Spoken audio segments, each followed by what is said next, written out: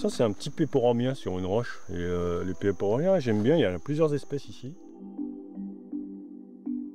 C'est un peu compliqué de déterminer les noms, donc c'est toujours bien de les prendre en photo pour avoir la diversité un peu. Et puis là ils sont en fleurs en plus. Hervé Vendreau est l'unique botaniste professionnel installé en province nord à son propre compte. Et c'est dans une forêt de Point-Boute que nous avons retrouvé ce passionné qui partage volontiers ses connaissances de la nature. Je voulais retourner un peu ici dans cette forêt parce que c'est un endroit qui est un peu spécifique. Il y a des substrats géologiques un peu particuliers, en basse altitude, avec des forêts qui sont plutôt sèches.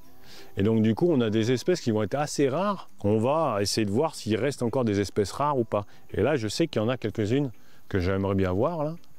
Et on va voir s'il y a des fruits, si on trouve des graines, des fruits ou des fleurs, pour, voilà, pour compléter encore la connaissance dessus.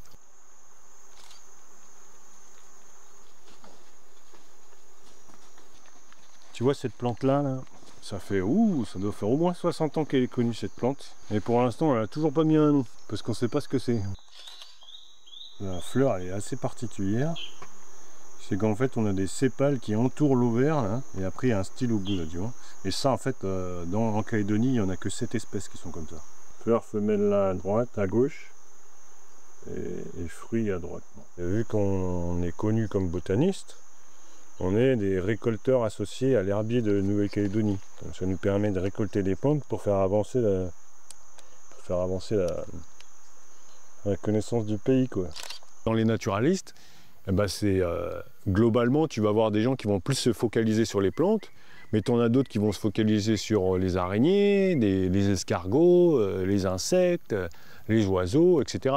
Donc après, ça fait une masse d'amateurs qui eux étudient la nature ensemble, et tous ensemble on arrive à dire ah bah il y a ça, il y a ça, il y a ça, il y a ça, et c'est comme ça qu'on arrive à connaître un peu la richesse d'un pays aussi. C'est parce qu'il y a des gens passionnés qui décident de prendre en photo, d'étudier par exemple les orchidées, les petits escargots, etc. quoi.